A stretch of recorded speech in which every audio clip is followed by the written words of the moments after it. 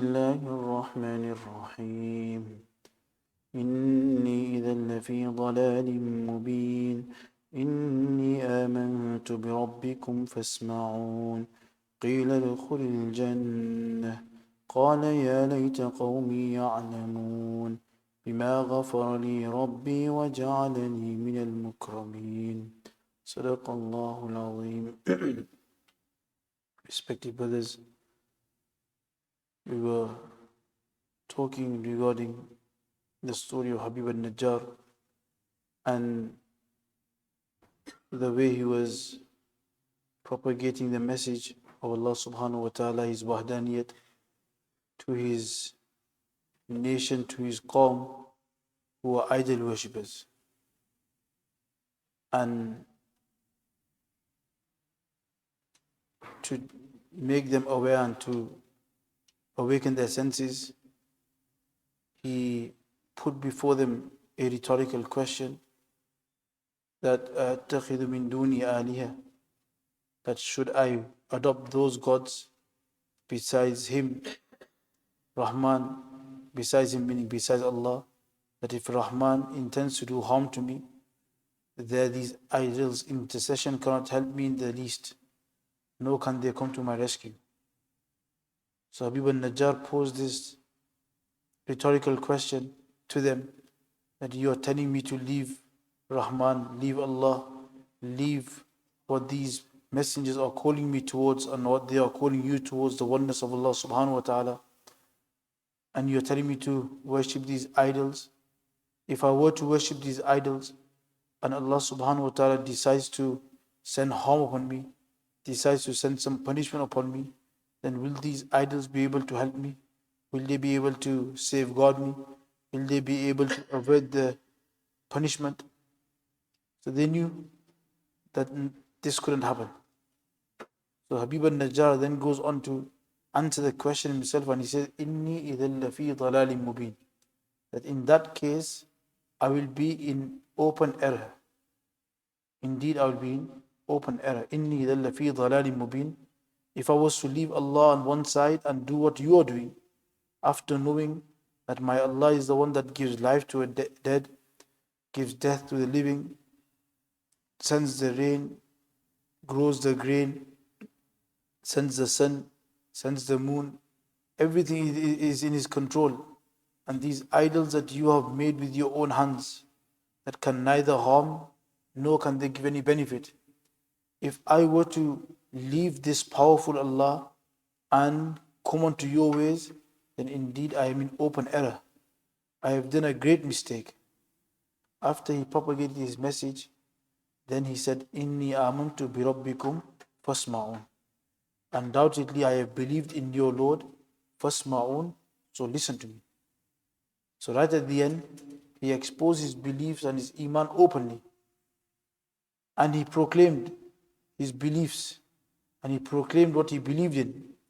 And ulama mentioned that he said, Inni amantu, that undoubtedly I have believed. But then he said, Birabbikum, with your Lord. Birabbikum, with your Lord. So who is he addressing when he says your Lord?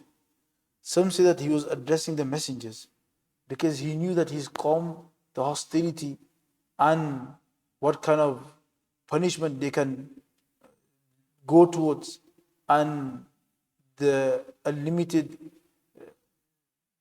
evil that they can adopt. He knew that they might end up killing him. So he addressed the messengers that were there. The messengers that came, the three of them, the three messengers, he addressed them. That Inni amantu bi rabbikum, I have brought iman on your Lord, on your Allah that you came to me with, on that wahdaniyat that you came to me with, I have brought iman on that. Why? So first ma'un, listen to me, so that tomorrow on the day of Qiyamah, you may be my witness. You may talk on my behalf that, oh Allah, yes, he sincerely accepted Islam and Iman, and he died in that cause. And others say that when he said, Inni amantu bi rabbikum fasma'un, in fact, he was addressing his nation. But why would he say bi rabbikum to his nation for? So ulama say that he was addressing his nation, number one, to affirm the truth. I am telling you, this is the truth, that my Allah and the Allah that I believe is in reality your Allah too, whether you believe or you don't believe. You might think that these idols are your lords, that this idol is for rain, this idol is for children, this idol is for sustenance, this idol is for healing, this idol is for this, and this idol is for that. You might think everything, but the reality is your Lord is Allah. So he's trying to tell them that with all bravery and all courage, that I have brought Iman on your Lord, whether you accept or not, He is one Allah. First Ma'un, so listen to me carefully. After that, Allah subhanahu wa ta'ala goes on to say, Qila dukhulil jannah, that it was said to him, enter paradise. Qila dukhulil jannah, qala ya layta qawmi ya'lamun. So he said, qala, he said, ya layta qawmi ya'lamun, would that my people knew. Ulama mentioned that after this message that he said, that I have brought Iman in your Lord, listen to me. After there's no mention about anything else. The only thing next is Qila dukhulil jannah. It was said to him that enter Jannat. So ulama mentioned that the ayat was left and there was no mention of him returning back to his home, going back. So this indicates that he died and he was martyred in that place. He was martyred in that place. And in some tafsir is mentioned that as soon as he said this, the Qawm and the nation's rage and anger erupted and they started beating him up. They all fell on him like a ton of bricks. And they hit him, kicked him, punched him until they started stoning him until he died. But Allah subhanahu wa ta'ala does not mention that. And some ulama say, why did Allah subhanahu wa ta'ala not mention the killing? Is because this was Rasulullah sallallahu alaihi wasallam mentioning the story to the mushriks. So the mushriks are like the qawm. The mushriks are like the rebellious qawm. These people that killed him. And Habib, he came with the message like the messengers, and Rasulullah came with the same message. So number one, Allah subhanahu wa ta'ala didn't mention that he got killed. Why? Because the mushriks might start to rejoice. Might start to get happy. Yeah, look. Our nation, the people that we have the same beliefs as, they end up killing that Habib. So Allah subhanahu wa ta'ala didn't mention. And some say that Allah subhanahu wa ta'ala did not mention. Why? Because the mushriks might get ideas. Getcha, this is how you end the game. This is what you do. You kill them off. So now they might entertain thoughts about Rasulullah. So Allah SWT did not mention anything. Rather, He mentioned Qila dukhulil jannah, that enter Jannah, and from there the Muslims straight away they realized that he was made shaheed. And as soon as a person becomes shaheed, ulama say that before his blood touches the ground, he is forgiven and his ruh goes. His ruh leaves and he goes into Jannat. And that's why they say that as soon as he passed away, it was Allah subhanahu wa ta'ala said to him, either through the medium of an angel or some other way, that enter Jannat. And some say that no. Whilst he was alive and whilst he was getting beaten up and before he was about to die, he was given the basharat, the kushkabri, that you are taking this pain and this hardship and this harm because of us. So your next step, you are not far away, just enter Jannat. And they say this is like the wife of Fir'aun, Asiya. Asiya, she accepted the call of Musa alayhi and she bought Iman. As soon as she bought Iman, and then she became firm, steadfast. She wouldn't leave it at all. So Fir'aun got really angry and then he wanted to punish her. So when he wanted to punish her, some say that she was taken into a barren piece of land and she was nailed down. Nails were put into her body and she was nailed down. But yet she stayed on firm on Iman. And then they made a plan that we'll go into a very high place and from the mountain we'll throw a rock on her and we'll kill her like this. So while she was like this, she said, Rabbi ibn li indaka baytan fil jannah wa najjini min fir'auna wa amali wa najjini min al-qawmi. She prayed this, that oh Allah, Rabbi najjini min al-qawmi zalimin. Rabbi ibn li indaka bayt. Allah, mere liye ghar bana lo. Allah, make a house for me. I'm not far away now, I'm coming. Very soon I am coming. Rabbi ibn li indaka baytan fil jannah. Make a house for me in Jannah. Wa najjini min fir'aun, and give me salvation and save me from Fir'aun and what he is doing and the Zalim Qawm. So ulama say, Allah subhanahu wa ta'ala opened up all the pardas of Ghaib. Allah subhanahu wa ta'ala opened up all the pardas of Ghaib and showed her palace. Can you see your palace ready for you? So when a person is engrossed in this mazar that he is seeing Jannah, does he really feel any pain?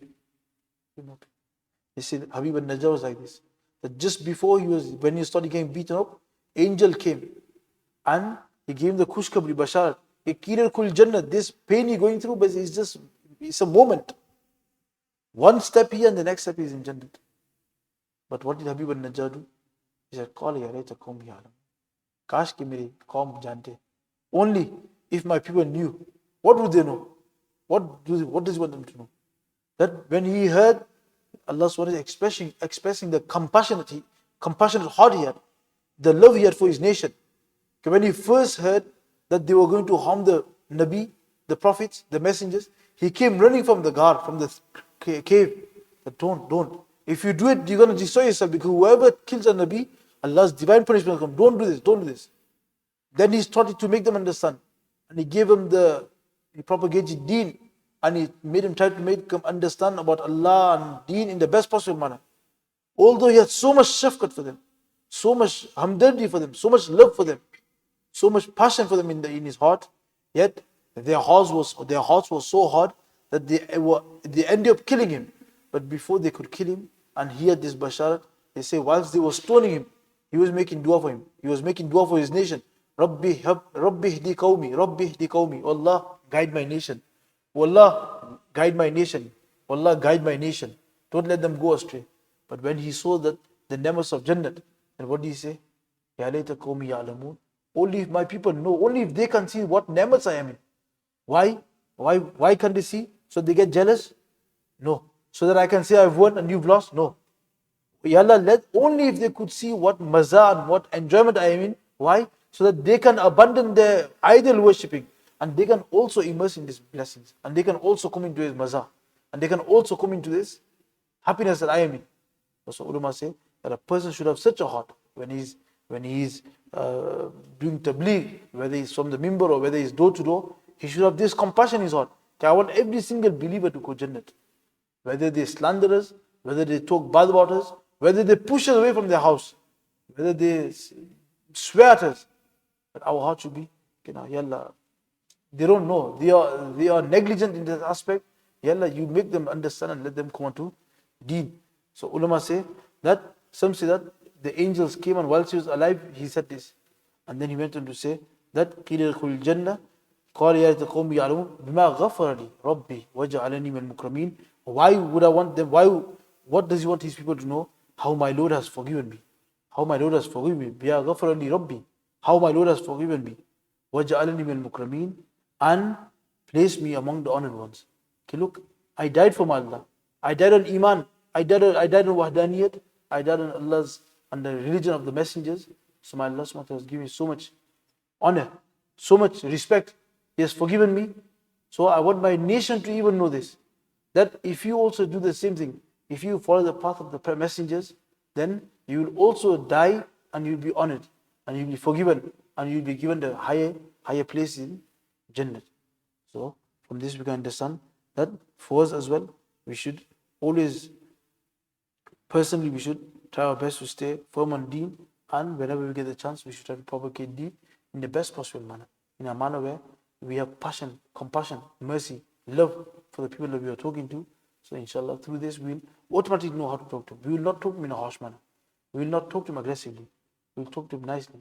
But we know that if I talk to him aggressively, he's going to turn away. If I talk to him nicely, he will listen to me.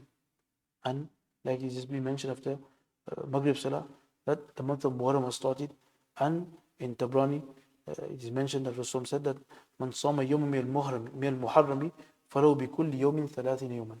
That whoever fasts one day in the month of Muharram, for every fast you will get the reward of 30 fasts. This month is very, very virtuous, very blessed month, and we should try our best to put all efforts and try to gain the most out of this month. And especially the day of Ashura, the 10th, which is going to fall on Friday. Rasulullah said that that I have great hopes in Allah subhanahu wa ta'ala that He will forgive and expiate the previous year, all the gunas we have done, minor sins, etc. If a person fasts every year on Ashura, inshallah, the day he go to see Allah, if he has sought forgiveness for his major sins, then he will go on a clean sheet. Your whole year passed, and after your passed, there were so many sins in the year that you didn't do tawbah. You fasted one day, what did Allah subhanahu wa ta'ala do? All them sins are gone. So you're 1444, we're in the 1445 year now. 1444 is all clean. As long as you have done tawbah from Gunaya Kabira, and if you have missed any namaz or you owe somebody anything, you pay that off, you're on a clean sheet. 1445 finishes and 1446 starts, and the 10th of Muharram you fast again. And that means all of 1445 has been forgiven. If a person lives a life like this, inshallah, the day he goes to, the day he leaves this world, then it will be the best day of his life. Because he'll be going to see Allah with a clean sheet, with very, very few sins, if any, because every year they have been forgiven. And in another hadith in Musaf ibn Abi Shayba, the Rasul said that صوم يوم عاشوراء يوم كانت تصوم الأنبياء فصوموا أنتم. That Ashura ke din, the Anbiya used to fast. فصوموا أنتم to tum bhi roza rakho.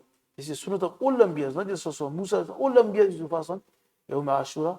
So صوم يوم عاشوراء يوم كانت تصوم الأنبياء. Anbiya used to fast in this. And Anbiya they know Allah SWT inspires them, and in them particular days, Shah Walid Rahmatullah mentions that Allah subhanahu wa ta'ala has got days throughout the year. There are particular days when Allah subhanahu wa ta'ala's special mercies, Ruhaniyat, Rahmat, Tawajjuhas come. Anbiya doesn't know that which days are these. Yawmul Eidain, and the 2 days of Eid, Arafah Kidin, and inshallah even Yawm Ashura, one of those days that Allah subhanahu wa ta'ala's special mercies descend. A person should try to make his utmost effort to fast. And sometimes, before you start fasting, shaitan comes and whispers, it's a very long day. What lambadi? Before he did it. We did it 3 years ago. In Ramadan, we did 30 fasts. This time that we're going through now, 3-4 years ago, it was Ramadan. What is roze rakhe? So 2 roze? Definitely easy.